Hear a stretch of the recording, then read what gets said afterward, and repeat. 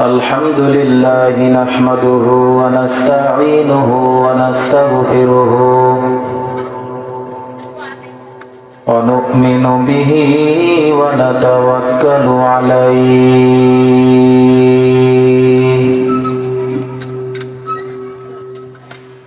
ونعوذ بالله من شرور أنفسنا من يهد الله فلا مضل له ومن يضلله فلا هادي له ونشهد أن سيدنا وسندنا وحبيبنا وحبيب ربنا وطبيبنا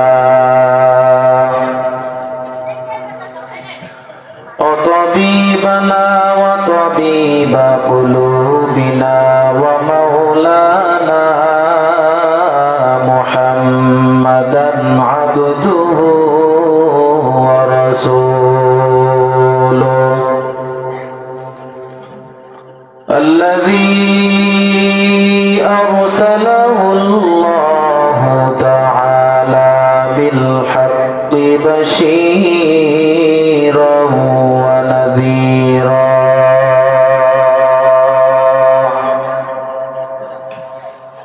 وداعيا إلى الله بإذنه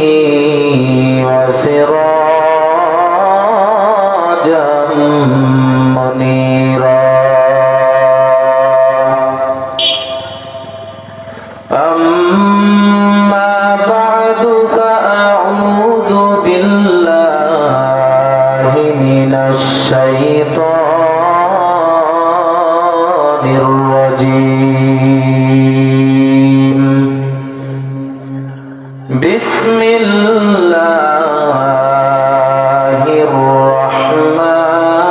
الرحمن الرحيم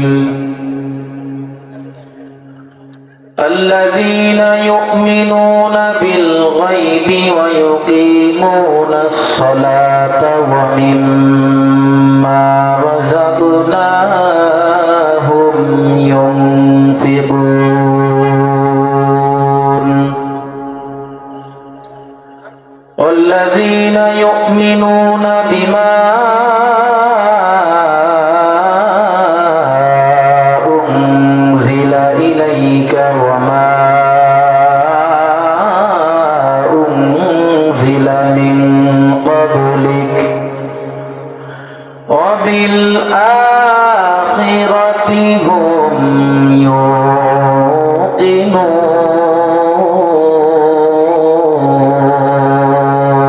يوقنون صدق الله العظيم وصدق رسوله النبي الكريم وقال النبي صلى الله عليه وآله وسلم التائب من الذنب كمن لا ذنب له أو كما قال النبي عليه الصلاة والسلام إن الله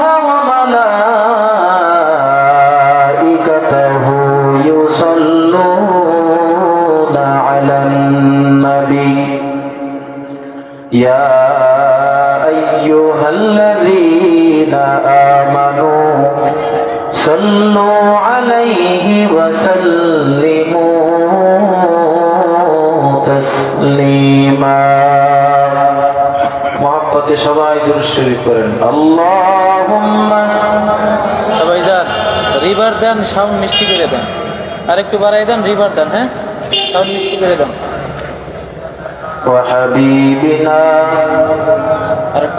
ومولانا محمد صلى الله عليه وعلى آله وأصحابه وبارك وسلم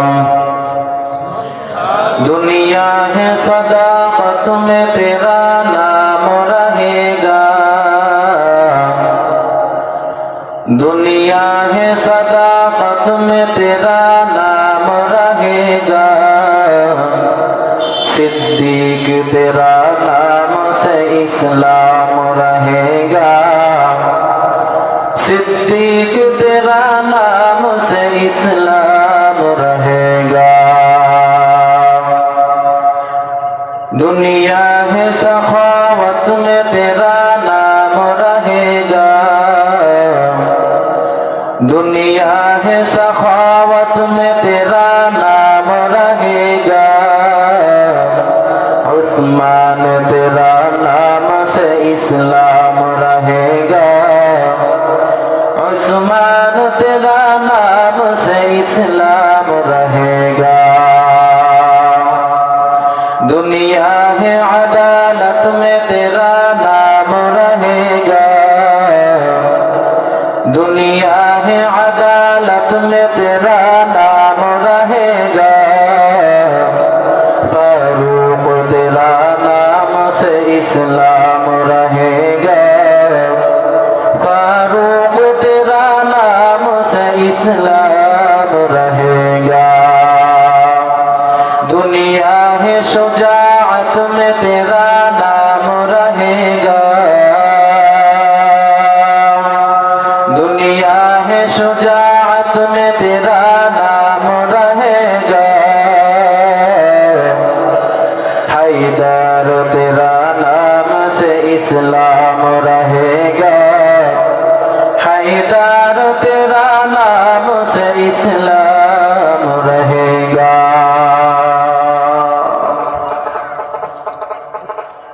কেউ যেন কথা না বলে, ওই যে বাচ্চারা কথা বলে, ওইদিকে একটু লক্ষ্য রাখেন, ওদেরকে থামাই দেন।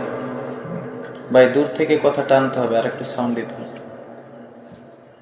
আলহামদুলিল্লাহ, আল্লাহ রাব্বুল আলামিনের দরবারে লক্ষ কোটি শুকরিয়া আদায় করছি যে মহান রব্বুল আলামিন আপনাকে আমাকে আজ এই মাদ্রাসার মাহফিলে আসা ও বসার মতো তৌফিক দান করেছেন।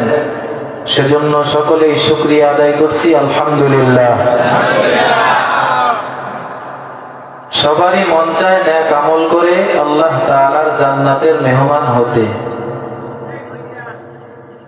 কিন্তু পদে পদে আমাদেরকে ধোঁকা দেয় ইবলিস শয়তান। যারা আসতে পেরেছেন তারা ইবলিস শয়তানের সাথে জিহাদ করে জয়যুক্ত হয়ে এসেছেন, বলেন আলহামদুলিল্লাহ। যারা আসতে পারে নাই, এক কথায় তারা চেষ্টাও করে নাই, আল্লাহর তৌফিকও পায় নাই, আসতেও পারে নাই। যারা আসছেন তারা তৌফিক পেয়েছেন। আল্লাহ তাআলার তৌফিক ওই সময় মিলে যখন বান্দা কোশিশ করে, মুজাহাদা করে, মান জাদ্দা ওয়াজাদা, যে যেই জিনিসকে পাওয়ার জন্য মুজাহাদা করে, কাঙ্ক্ষিত জিনিস এক সময় না এক সময় আল্লাহ তাআলা দিয়াও দেয়। ওয়াল্লাযীনা জাহাদু ফীনা লানাহদিয়ান্নাহুম সুবুলানা। আল্লাহ বলেন, আমাকে পাওয়ার জন্য যেই বান্দা বান্দীরা মুজাহাদা করে, চেষ্টা করে, আমি আল্লাহ তাআলা তাহাদের সামনে অনেক রাস্তা ওপেন করে দেই। শয়তান আমাদের প্রকাশ্য দুশমন। ইন্নাহু লাকুম আদুউম মুবিন। এই শয়তানের ওয়াসওয়াসা থেকে আমাদেরকে বাঁচতে হবে। সে আমাদের কখনোই মঙ্গল কামনা করে নাই, করবেও না। সে সব সময় চেষ্টায় আছে বনি আদমকে কিভাবে নেকের পরিবেশ থেকে আলাদা করে গুনাহের পরিবেশে ঢুকানো যায়।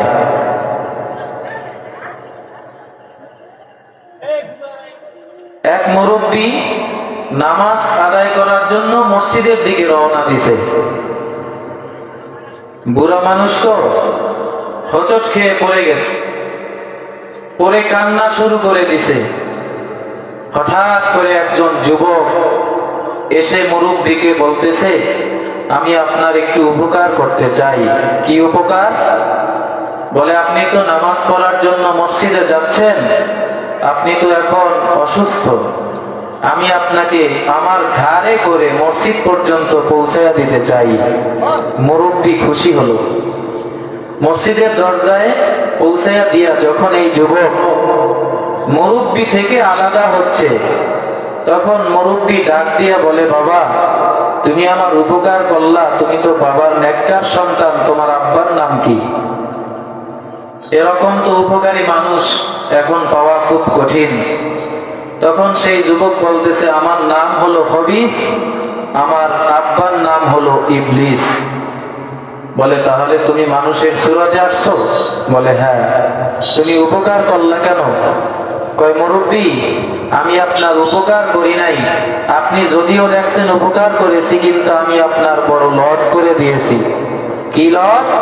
বলে আপনি যদি পায়ে হেঁটে হেঁটে কদম ফালাইয়া ফালাইয়া মসজিদের দিকে আসতেন, প্রতিটা কদমের বিনিময়ে মান জাআ বিল হাসানাতি ফালাহু আশরু আমসালিহা, প্রত্যেকটা কদমের বিনিময়ে আপনি 10 করে নেকি পেয়ে যাইতেন।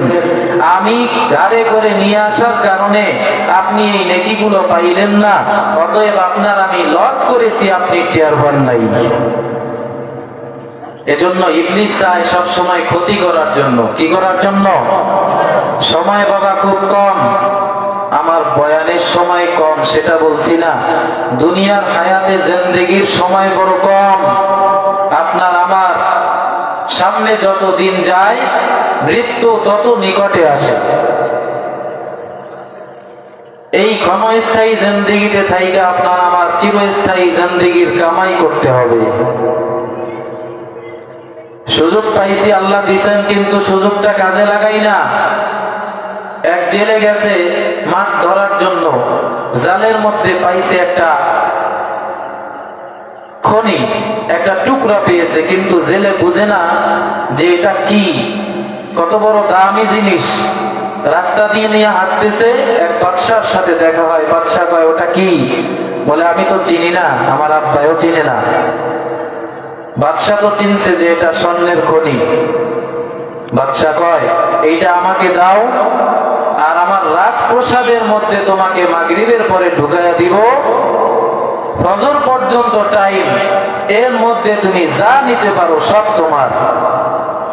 এখন এই আল্লাহর বান্দা রাজপ্রসাদের মধ্যে ঢুইকা দেখে এত সুন্দর সুন্দর জিনিস, টাকার খনি, স্বর্ণের খনি, দামি দামি আসবাবপত্র।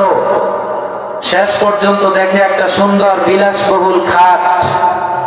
চিন্তা করে এই খাটে তো কখনো শুই নাই, সময় যেহেতু ফজর পর্যন্ত, এই খাটের মধ্যে একটু ঘুমাইয়া নেই। আল্লাহর বান্দা ঘুমাইয়া গেল, হঠাৎ করে শুনতেছে কানের মধ্যে ফজরের আজানের আওয়াজ। বাদশা আইসা কয় তোমার সময় শেষ, তুমি চলে যাও। কয় কিছুই তো নিলাম না। কয় আমি তো সুযোগ দিয়েছিলাম, তুমি ঘুমাইছো, সেটা তো আমি দেখবো না, তুমি চলিয়া যাও। আল্লাহ রাব্বুল আলামিন বলেন, হে দুনিয়ার মানুষ, আমি আল্লাহ তোমাদেরকে সময় দিয়েছি, দুনিয়ায় হায়াতে জিন্দেগি দিয়েছি। এই জিন্দেগির মধ্যে বসে তুমি নামাজ পড়বা, জিকির করবা, তিলাওয়াত করবা। ইন্নাল্লাহা আশতারা মিনাল মুমিনিনা আনফুসাহুম ওয়া আমওয়ালাহুম বিআন্না লাহুমুল জান্নাহ। আল্লাহ বলেন, হে দুনিয়ার মানুষ, আমি তোমাদেরকে আমার জান্নাত দিলাম, বিনিময়ে তোমাদের জান মাল আমি আল্লাহ দিলাম। তোমাদেরকে আমি আল্লাহ দুনিয়ায় হায়াত দিয়েছি, আর বলেছি নামাজ কালামের মাধ্যমে মরণ পর্যন্ত ওয়া'বুদু রাব্বাকা হাত্তা ইয়াতিয়াকাল ইয়াকিন, মরণ পর্যন্ত আমলের সাথে লেগে থাকো, আর এই আমলের বিনিময়ে জান্নাত কামাই করো। কিন্তু তোমাকে যখন হুজুরেরা বলছে ভাই নামাজ পড়তে চলো, তুমি বলছো এখনো সময় হয় না। তোমাকে বলছে তেলাওয়াত করো, জিকির করো,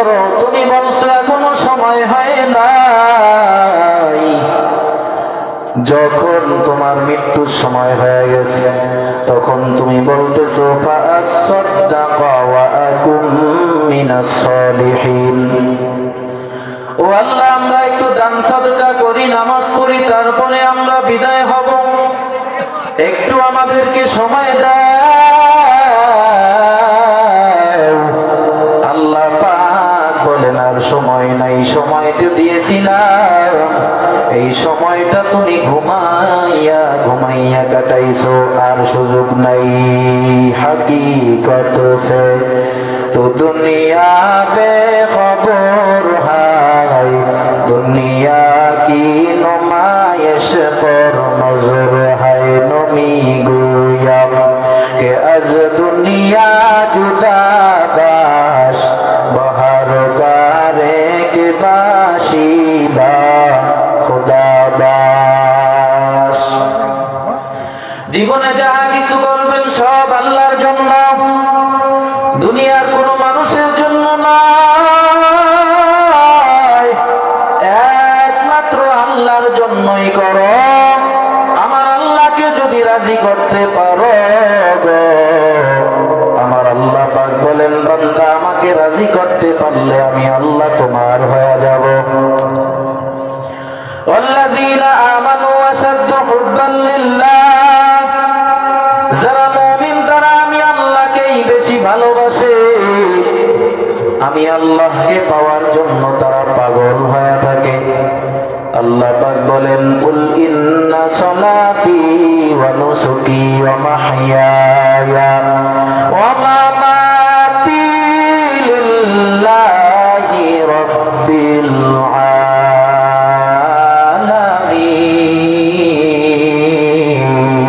আলামিন। আল্লাহ তাআলা বলেন তোমার নামাজ, তোমার রোজা, হজ, যাকাত, কুরবানি, তোমার জীবন সব আমি আল্লাহর জন্য।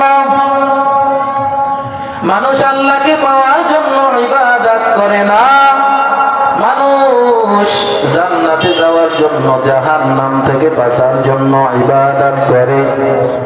রাবিয়া বসরি রাহিমাহুল্লাহু তাআলা এক হাতে পানি আর এক হাতে আগুন নিয়ে দৌড়ায়। লোকজনে জিজ্ঞাসা করতেছে রাবিয়া তুমি এক হাতে আগুন আর এক হাতে পানি নিয়ে কেন দৌড়াও? রাবিয়া ডাক দিয়া কয় এই পানির মাধ্যমে জাহান্নাম নিভাইয়া দিব, আর আগুনের মাধ্যমে জান্নাত জ্বালায়া দিব। কারণ মানুষ জান্নাতে যাওয়ার জন্য ইবাদত করে, জাহান্নাম থেকে বাঁচার জন্য, গুনাহ থেকে বাঁচে। আমার আল্লাহকে রাজি খুশি করার জন্য মানুষ ইবাদত করে না। তবে আশাও রাখতে হবে, ভয়ও রাখতে হবে। আল ঈমানু বাইনাল খাউফি ওয়ার রিজা, আশা ও ভয়ের মাঝেই তো বাবা ঈমান নিহিত, বলেন না সুবহানাল্লাহ। এজন্য আশাও রাখতে হবে। ভালো লাগে না খারাপ লাগে? যদি ভালো লাগে খেয়ালের সাথে একাগ্র চিত্তে আমলের নিয়তে শুনবেন আর দোয়া করবেন আল্লাহ গো, যেই মানুষটা বয়ান করে তার মধ্যে আগে আমল করার তৌফিক দিয়া দিও। আল্লাহকে পাইলে সব পেয়ে যাবেন। বাদশা ডাক দিয়া কয় আগামীকালকে সকালে হে প্রজারা, তোমরা যে যেইটা রাজপ্রসাদের মধ্যে ধরবা, যেটার মধ্যে হাত দিবা, সেই জিনিসটা তার হয়ে যাবে। সবাই সকালবেলা আসলো, আসার পর কেউ স্বর্ণের খনিতে হাত দেয়, তার হয়ে যায়। কেউ খাটিয়ার মধ্যে হাত দেয়, কেউ টাকার উপরে হাত দেয়, সেটা তার হয়ে যায়। এক আল্লাহর বান্দা ডানেও যায় না, বামেও যায় না, বাদশার সামনে দাঁড়াইয়া আছে। হঠাৎ বাদশা তাকাইয়া দেখে ওই বান্দাটা বাদশার শরীরের উপরে হাত দিয়েছে। এবার ডাক দিয়া কয় তোমার কি কোনো লোভ নাই? তুমি কেন টাকার উপরে হাত দিলা না? তোমার হইয়া যাইত। স্বর্ণের উপরে হাত দিলা না কেন? তোমার তো হইয়া যাইত। ওই বান্দা ডাক দিয়া কয় এই স্বর্ণের সিন্ধুকের মালিক যে, টাকার মালিক যে, আমি তার গায়ে হাত দিছি। ওরে মালিক যদি আমার হইয়া যায়, এই মালিকের সব কিছু আমার হয়ে যাবে। এরে নবীর উম্মতের দল, দুনিয়া চিনছো কিন্তু আল্লাহ চিনো না। মা বাবা চিনছো, আল্লাহ চিনো না। যারা আল্লাহওয়ালা তারা গাছের পাতার দিকে তাকাইলেও দেখে গাছের পাতা দেখে না, তারা দেখে একমাত্র আমার আল্লাহকে, ঠিক কিনা? ইয়া ইলাহি তু মেরা মাবুদ হায়, ইয়া ইলাহি তু মেরা মাশুক হায়, ইয়া ইলাহি মুঝसे मुझको दूर कर, ताकि देखो मुझ में तुझको एक नजर। আমি আপনাদের সামনে আয়াত তেলাওয়াত করছি। আল্লাহ তাআলা বলেন মুমিনের গুণ হবে 6টা। 1 নাম্বার, আল্লাযীনা ইউমিনুনা বিল গায়ব, গায়েবের প্রতি বিশ্বাস করবে। বলে অন্ধ বিশ্বাস না, কোরআন ও হাদিসের মধ্যে যাহা কিছু আছে বিনা যুক্তিতে মেনে নেওয়ার নাম হলো আস্তিকতা। আর আল্লাহ এবং রাসূলের কথার সামনে যুক্তি তর্ক দাঁড় করানো হলো নাস্তিকতা। আল্লাহ যা বলছেন বিনা দ্বিধায় মেনে নাও, এটাই হলো গায়বের প্রতি বিশ্বাস। নামাজ প্রতিষ্ঠা করবে যারা মুমিন তারা। 3 নাম্বার গুণ হলো ওয়ামিম্মা রাযাকনাহুম ইউনফিকুন, আল্লাহ যে সম্পদ দিয়েছে ওই সম্পদ থেকে আল্লাহর রাস্তায় দান করবে। ওয়াল্লাযীনা ইউমিনুনা বিমা উনজিলা ইলাইকা, এবং নবীর উপরে যাহা কিছু আসমান থেকে নাজিল হয়েছে সব কিছুর উপরে ঈমান আনবে। ওমা উনজিলা ইলাইকা মিন ক্বাবলিক, এবং পূর্ববর্তী আম্বিয়া ইকরামদের উপরে যাহা কিছু ওহী নাজিল হয়েছে সব কিছুর উপরে বিশ্বাস করতে হবে। ওয়াবিল আখিরাতি হুম ইউকিনুন, এবং আখিরাতের প্রতি বিশ্বাস রাখতে হবে, দৃঢ় বিশ্বাস। এই 6টা গুণ মুমিনের থাকতে হবে। কয়টা গুণ বলেন? আর যারা বলেন কয়টা? একজনে বলেন তো 6টা গুণ কি? শুধু ওয়াজ শুনলে আর এদিক ওদিক তাকাইলে তো হবে না। ওয়াজ কি করি সেটা বুঝতে হবে, মুখস্থ করতে হবে, জবানে স্বীকার করতে হবে, অন্তরের মধ্যে বসাইতে হবে, কাজে বাস্তবায়ন করতে হবে। এই 3টা জিনিসের সমন্বয় থাকলে তাকে ঈমানদার বলা হবে। দেখা বিশ্বাস করা, না দেখা করা। আল্লাহ জান্নাত আমরা দেখি নাই, জাহান্নাম কেউ দেখি নাই। যদি না দেখা কেউ বিশ্বাস করে তার দাম আল্লাহর কাছে অনেক বেশি। বাদশা হারুনুর রশিদ, তুমি কি সাউন্ড কমাইছো? বাদশা হারুনুর রশিদ, ও তার স্ত্রীর নাম হলো জুবাইদা। বিকেলবেলা হাঁটতে গেছে নদীর কিনারায়। হঠাৎ জুবাইদা তাকাইয়া দেখে নদীর কিনারায় একজন বয়স্ক মানুষ আঙ্গুল দিয়া বালুর উপরে কি যেন আনতেছে। জুবাইদা ডাক দিয়া কয়, স্বামী আমার, ও বাদশা হারুনুর রশিদ। ওই লোকটাকে বলে, ওটার নাম হলো বাহলুল পাগলা। কি করে? বলে ওখানে সে ঘর বানায়, চলো কাছাকাছি যাই। এবার বাদশা হারুনুর রশিদ জিজ্ঞাসা করলো, পাগলা রে তুমি কি করো? বলে জান্নাত বানাই। এগুলা কি করবা? বলে যে নিতে চাই কিনে আমি তাকে দিয়া দেই। বলে তুমি কি পাগল? তুমি তো আরো বেশি পাগল। কয় আমি পাগল ঠিক আছে, কিন্তু দুনিয়ার পাগল না, আমি হলাম আল্লাহ তাআলার পাগল। এবার জুবাইদা ডাক দিয়া কয়, স্বামী আমার, এই জান্নাত যদি খরিদ করলে আল্লাহর ওই জান্নাত পাওয়া যায়, তাহলে আমি খরিদ করতে চাই। তুমি আমাকে 1 দিরহাম দাও। বাদশাহ হারুনুর রশিদ দিয়া দিল। আর বাদশাহ হারুনুর রশিদ জুবাইদাকে বলল, তুমিও পাগলের সাথে পাগলামি শুরু করলা, বাড়িতে চলিয়া গেল। বাদশাহ হারুনুর রশিদ ঘুমায়, স্ত্রীও ঘুমায়। বাদশাহ হারুনুর রশিদ স্বপ্নের মধ্যে তাকাইয়া দেখতেছে আসরের ময়দান কায়েম হয়ে গেছে। সূর্যটা মাথার 1 হাত বা 1 বিঘত উপরে উঠছে। ঝিলুগুলা ভাতের মারের মতো ফুটতেছে। বাদশাহ হারুনুর রশিদ নিরুপায় হইয়া দূরে একটা ঘর দেখতেছে। ঘরের সামনে একটা দারোয়ান দাঁড়ানো, বিশাল অট্টালিকা।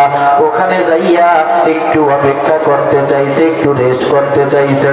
ওইখানে যখন গেছে, দারোয়ান ডাক দিয়া কয়, সামনে আগাবা না, এই জান্নাতের মালিক তো তুমি না। বলে এই জান্নাতের মালিক কে? বলে এই জান্নাতের মালিক হলো বাদশাহ হারুনুর রশিদের স্ত্রী জুবাইদা।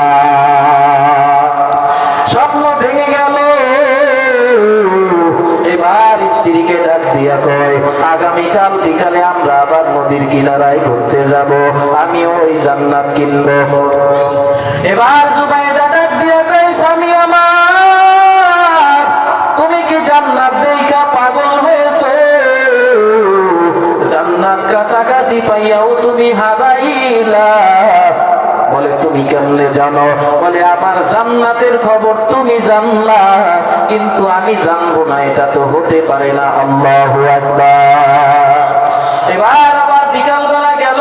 বাদশাহ হারুনুর রশিদ এই দুনিয়ার সম্পদ দিয়ে আমি কি করব? আমার মালিকের আসল জান্নাত আমি কিনবো। যাহা কিছু লাগে না কেন, কর্মচারীদেরকে বলতেছে, স্বর্ণের খনি যত আছে ব্যাগের মধ্যে ভর, টাকার খনি যত আছে ব্যাগের মধ্যে ভর, সব ওই বাহলুল পাগলার কাছে নিয়ে আমি জান্নাত ক্রয় করব। বাহলুল পাগলার কিনারায় যখন গেল, বাহলুল পাগলা ডাক দিয়া কয়, কালকের জান্নাতের মূল্য আর আজকের জান্নাতের মূল্য তো এক না। কালকের জান্নাতের মূল্য ছিল 1 দিরহাম, আজকে জান্নাতের মূল্য হলো, তুমি যদি সারা পৃথিবী 1000 বার বিক্রি করো, তারপরও জান্নাতের মূল্য দিতে পারবা না। কারণ কালকে জান্নাত কিনছে তোমার স্ত্রীর বিশ্বাসের উপরে, না দেখা বিশ্বাস করেছে, আল্লাহ তাকে জান্নাত দিয়েছে। কিন্তু তুমি আমাকেও পাগল বলছো, তোমার স্ত্রীকেও পাগল বলছো, তুমি দেখা বিশ্বাস করছো, তোমার কাছে এই জান্নাত যাওয়া যাবে না। জান্নাত जब से यार वो क्या करे आरज़ू है मैं तुझे देखा करो। এই জান্নাতের জন্য পাগল ছিল বিবি আসিয়া। ফিরাউনের ঘরের মধ্যে বসিয়া আসিয়া আমার আল্লাহকে ভুলে নাই। রমজান মাসে আসিয়া রোজা রাখত, ফিরাউন যাতে বুঝতে না পারে সেই জন্য আসিয়া পাংসা পাইতো, কিন্তু সিকটি গিলত না। ফিরাউনকে বুঝতে দিত না যে আমি রোজাদার। এরপরে আসিয়া এইভাবে রোজা রাখতো। বলেন না সুবহানাল্লাহ। আসিয়া কালিমা পড়ে, এই ফিরাউন নির্যাতন করে আসিয়াকে, তক্তার উপরে লোহা গাড়িয়া উলঙ্গ করিয়া শীত করিয়া শোয়াইল। আসিয়াকে শাস্তি দিতেছে, আসিয়ার জান বের হবে হবে ভাই। এমন সময় ফিরাউন তাকাইয়া দেখে আসিয়া হাসতেছে, কাঁদে না। এবার ফিরাউন ডাক দিয়া কয়, তুমি কি পাগল হয়ে গেছো? বলে হ্যাঁ পাগল হয়ে গেছি। আমি কি জন্য কাঁদি? তুই বেঈমান, তুই জানো না তুই তো দেখতেছো আমি মরতেছি, আমি কষ্ট পাই, কিন্তু আমি আসলে কষ্ট পাই না। আমার আল্লাহ আমার উপরে এত খুশি হয়েছে, এই জান্নাতের 8টা দরজা আমার আল্লাহ আমার চোখের সামনে তুলে ধরেছে। আর বলে রে আসিয়া, কোন দরজা দিয়া ঢুকবি বল, আমি আল্লাহ তোকে জান্নাত দিয়া দিলাম। জোরে বলেন সুবহানাল্লাহ। ফিরাউনের একজন দাসী ছিল, তার নাম মাসেতা। কি নাম? মাসেতা, দাসী, গোলাম। এই মাসেতা ফিরআউনের একজন পালক কন্যা ছিল। এই পালক কন্যার মাথা আশ্রয়া দিতেছে, হঠাৎ করে মাসেতার হাত থেকে চিরুনিটা ছিটকে জমিনে পড়ে গেল। এই জমিন থেকে চিরুনিটা উঠাইতে গিয়া মাসেতা ডাক দিয়া বলছিল, বিসমিল্লাহির রাহমানির রাহিম।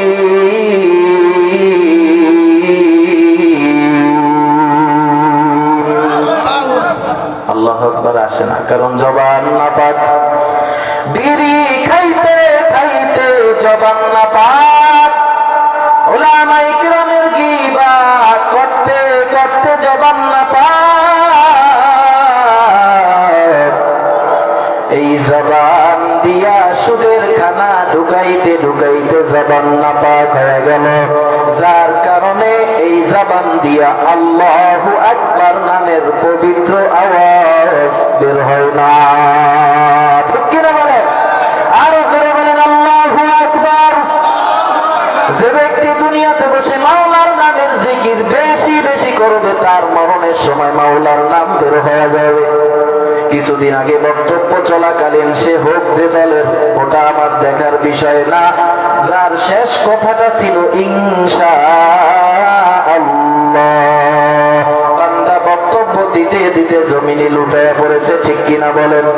দেখছেন না? দেখেন নাই? এজন্য জোরে কোন আল্লাহু আকবার। বিসমিল্লাহ বলিয়া উঠাইল। এবার ওই মাসেতা কাছে যে ছিল ফেরাউনের পালক কন্যা, এই কন্যা ডাক দিয়ে কয়, তুমি কার নাম লইলা? তুমি কার নাম লইলা? বিসমিল্লাহ কার নামে শুরু করলা? বলে আমার আল্লাহ। বলে আল্লাহ কে? বলে যে আমাকে বানাইছে। তোমাকে কে বানাইছে? বলে তোমাকে যে বানাইছে। কেন তুমি আমার আব্বুকে কি তুমি খোদা মানো না? কয় না, মানি না, তোমার আব্বু বেঈমান। এই খবর ফেরাউনের পালক কন্যা ফেরাউনের কাছে গিয়া ডাক দিয়া কয়, আব্বু কাকে আমরা পালি, সে নাকি তোমাকে রব মানে না। ফেরাউন মাসেতাকে ডাক দিছে, আসো এদিকে আসো, তুমি নাকি আমাকে খোদা মানো না? কয় জীবনেও না।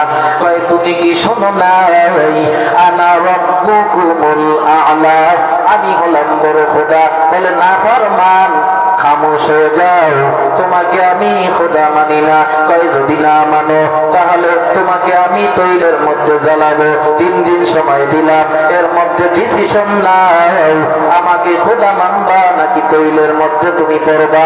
এবার এই দাসী ডাক দিয়া কয়, আমার আর ডিসিশন নেওয়া আর সময় নেওয়ার কোনো দরকার নাই, আমি বুঝে শুনেই ইমান এনেছি।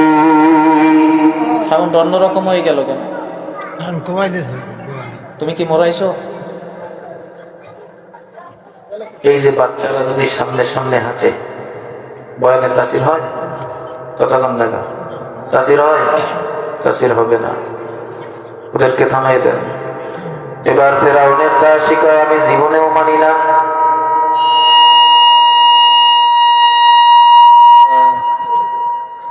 এখন কি বন্ধ হয়ে গেছে? থাকো থাকো। এবার ফেরাউনের দাসী কয়, আমি তোমারে খোদা মানি না। ফেরাউন এবার জল্লাদদেরকে ডাক দিয়া কয়, বিশাল একটা ড্যাগ সংগ্রহ করো। বলে এত বড় ড্যাগ? একটা ড্যাগের মধ্যে 2-4টা গরু ফালাইতে পারবে, কাবাব বানাইতে পারবে। এই বিশাল ড্যাগের মধ্যে তৈল গরম করতেছে ওই ফেরাউন দাসী আর 2টা সন্তানকে জ্বালানোর জন্য। মুফাসসিরিন ইকরাম বলেন 3 দিন 3 রাত ওই তৈল গরম করা হইল, তৈলের কালার লাল বর্ণ হয়ে গেছিল।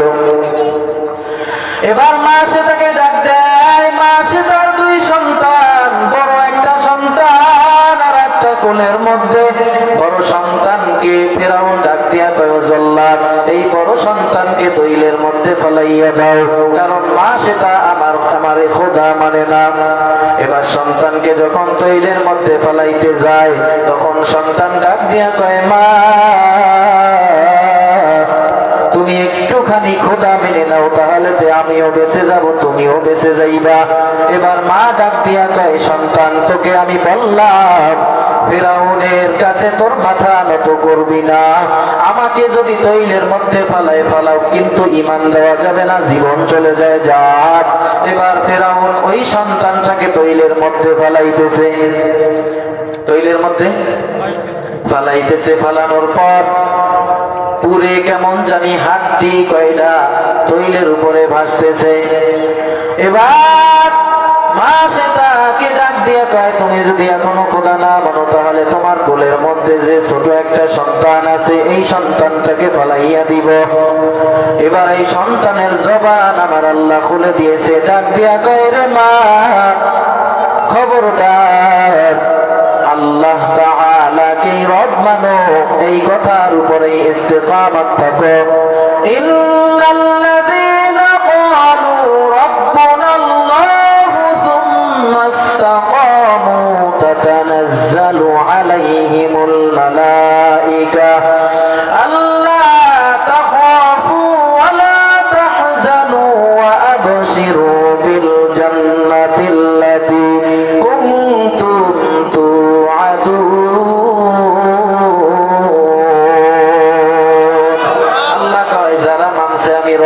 এই কথার উপরে যারা ইস্তিকামত করছে, তাদের কোনো ভয় নাই, তাদের কোনো চিন্তা নাই, ফেরেশতার মাধ্যমে তাদেরকে আমি আল্লাহ হেফাজত করব। এবার ওই সন্তানটা ডাক দিয়া কয়, মা তুমি আমার মায়া ছেড়ে দাও, আল্লাহর মায়া কলবের মধ্যে ঢুকাও।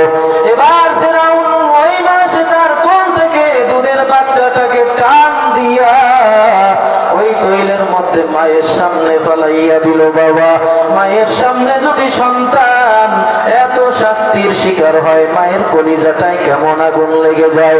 এবার সন্তান ডাক দিয়া বলে, মা তুমি চিন্তিত হইও না।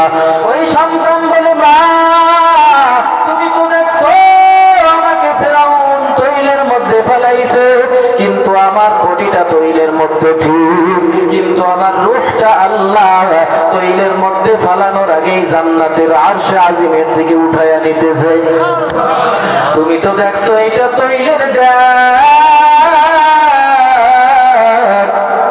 এটা তৈলের ড্যাগ নয়, এটা হলো মাওলার জান্নাতে যাওয়ার দরজা।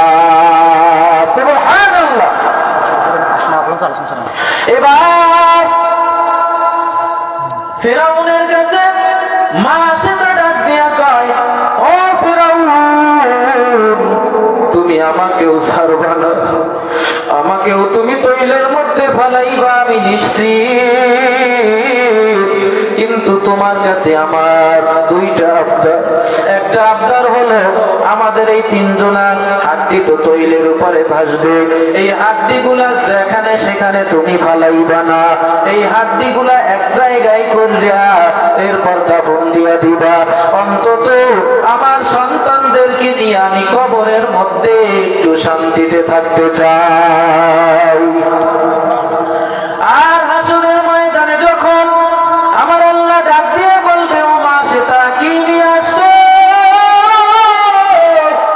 আমি মা সেটা ডাক দিয়া বলবো, আল্লাহ তেমন কোন আমল নিয়ে আসতে পারি নাই, শুধু ঈমান নিয়ে আসছি। ফিরাউন তার কদমে সিজদা দেওয়ার জন্য বলছিল, আমি দেই নাই, বিনিময়ে আমার সন্তানদেরকে তোমার রাস্তায় কুরবানি করে দিলাম। আল্লাহ হতে পারে এর উসিলায় আমাকে মাফ করে দিতে পারে। মায়ার নবী যখন বুরাকে করে জিবরাইলের সাথে মেরাজে যায়, আল্লাহর সাথে দেখা করার জন্য যায়, মায়ার নবী নাকের মধ্যে শুনতেছে, নাকের মধ্যে ঘেরান অনুভব করতেছে, সুন্দর ঘেরান। এবার ডাক দিয়া কয়, জিবরাইল এই ঘেরানটা কোন জায়গা থেকে আসতেছে? জিবরাইল ডাক দিয়া কয়, পয়গম্বর দীর্ঘ 2000 বছর বছর আগে ফেরাউন নির্যাতন করছিল, তার দাসী মা সেটাকে, এই মা সেটা ঈমান নিয়ে পড়েছে। এই কবর থেকে সুগন্ধি আসতেছে, আর এই সুগন্ধি একদিন দুই দিন আসবে না, কিয়ামত পর্যন্ত এই সুগন্ধি আসতে থাকবে। আমার দয়ার মাওলা রে,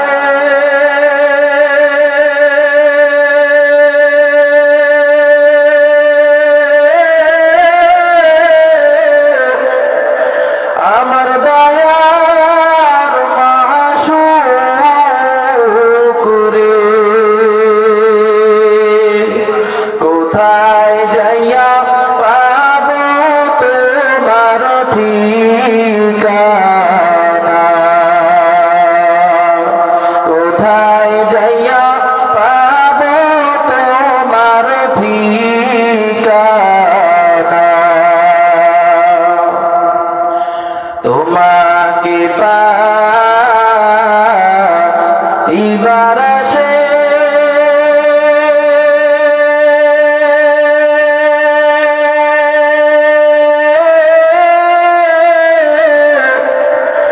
ঘুরি আমি দেশ বিদেশে, সরসিনার ময়দানে করলাম বিছানা, সরমনাইর ময়দানে করলাম বিছানা, ইজতিমার ময়দানে করলাম বিছানা, মুকামিয়ার দরবারে করলাম বিছানা। বলেন না, তোমাকে পাইবার আশে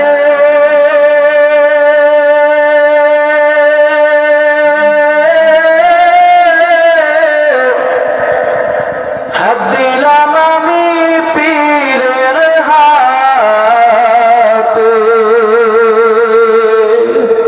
তোমাকে পাইবার ওসিলাতে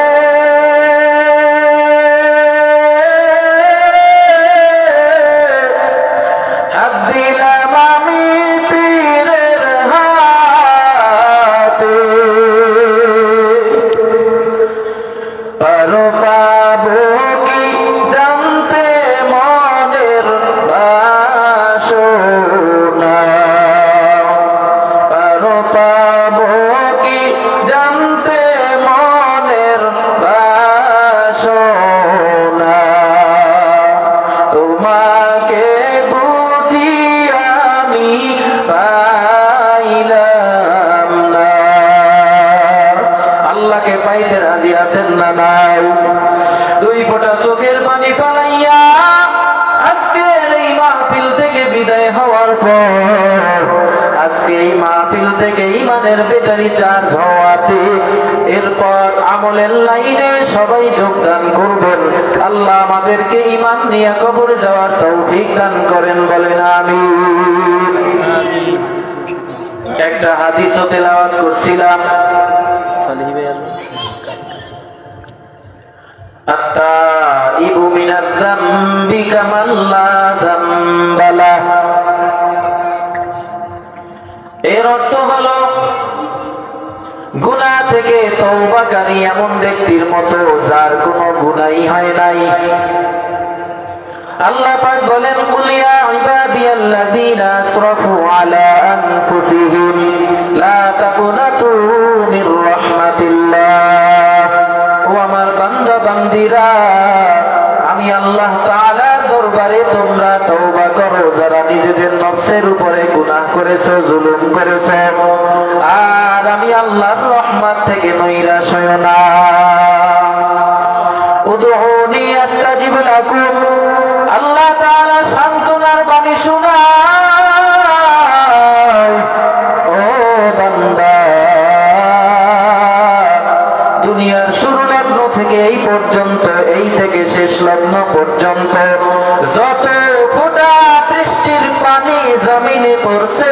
গো, এই ফোঁটার পরিমাণ সংখ্যা বরাবর যদি তুমি গুনাহ করে থাকো, দুনিয়ার শুরু থেকে এই পর্যন্ত যত গাছ আছে এই গাছের পাতা পরিমাণ সংখ্যাও তুমি যদি গুনাহ করে থাকো, আমার আল্লাহ বলতেছে তুমি তওবা করার সাথে সাথে সেই সংখ্যা পরিমাণ গুনাহও আমি আল্লাহ ক্ষমা করে দিব। জোরে বলেন না সুবহানাল্লাহ। সেই মালিকের গুণগান করতে রাজি আছেন না নাই? সেই মালিকের দরবারে তওবা করা লাগবে। দুনিয়ার প্রশাসনের মানুষ আসামি তালাশ করে শাস্তি দেওয়ার জন্য, আর আমার আল্লাহ এমন রব যে আল্লাহ আসামি তালাশ করে ক্ষমা করার জন্য, ঠিক কিনা?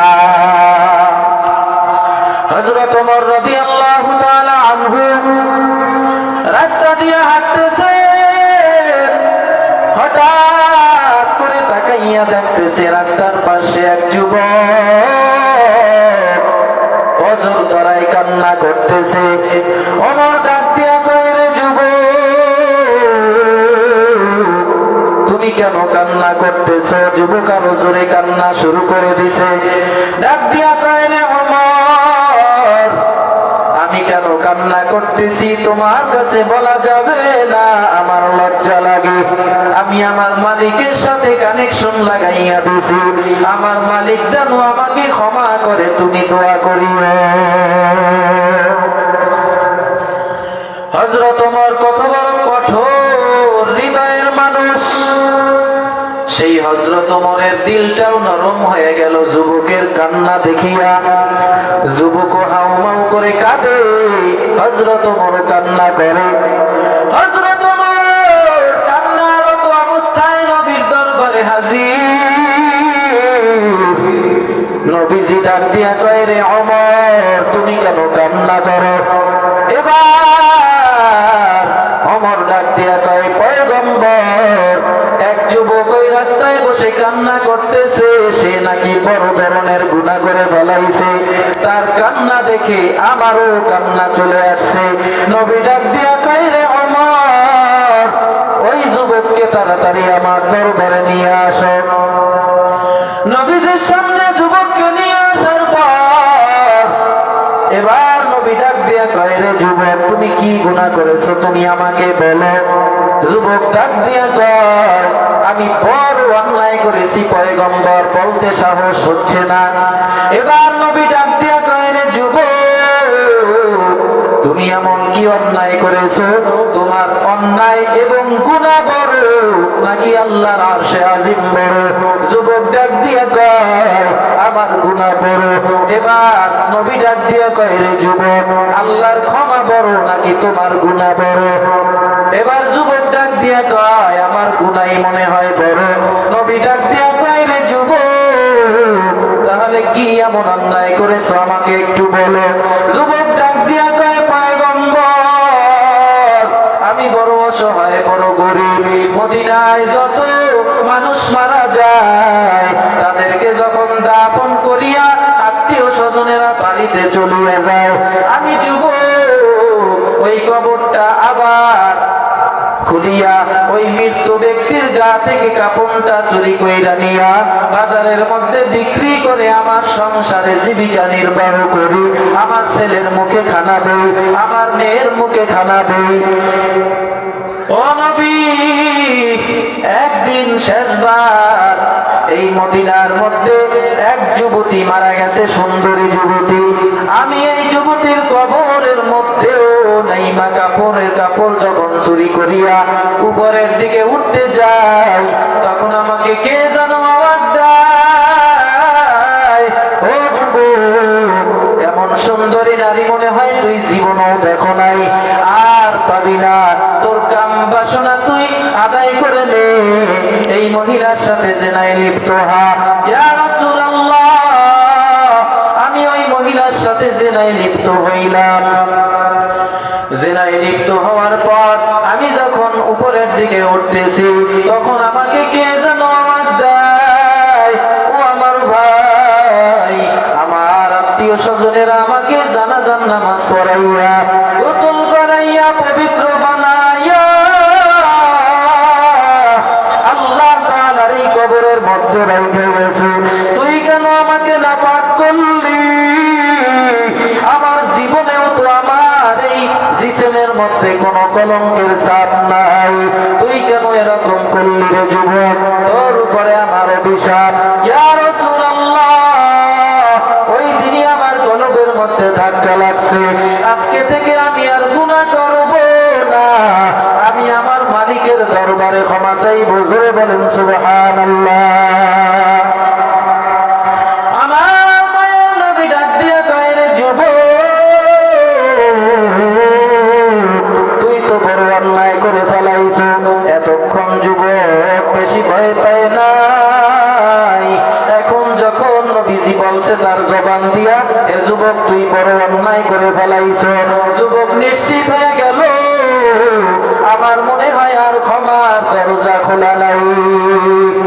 যুবক এক দৌড়ে পাহাড়ের চূড়ায় গেছে। 40 দিন পর্যন্ত যুবকের কোনো খবর নাই। যুবক কান্না করে আল্লাহর কাছে ডাক দিয়ে কয়, আল্লাহ তুমি আমাকে মাফ করে দাও, ও আল্লাহ আমি এমন অন্যায় করেছি আল্লাহ, দুনিয়ার কোনো মানুষ জানে না, দুনিয়ার মানুষ যদি জানতো আমাকে দুনিয়ায় থাকতে দিত না, আমার মা যদি জানতো, আমার মা আমাকে সন্তান বলে পরিচয় দিত না, আমার ছেলে সন্তানেরা জানলে আব্বু বলে ডাক দিত না, আমার স্ত্রী জানলে আমার সাথে ঘর করত না। রে আল্লাহ, তুমি জানার পরেও, তুমি হাজারো অন্যায়ের খবর জানার পরেও তুমি সূর্যের আলো বন্ধ করো নাই, তুমি চাঁদের আলো বন্ধ করো নাই। রে আল্লাহ, তুমি আমাকে রিজিক দেওয়া বন্ধ করো নাই।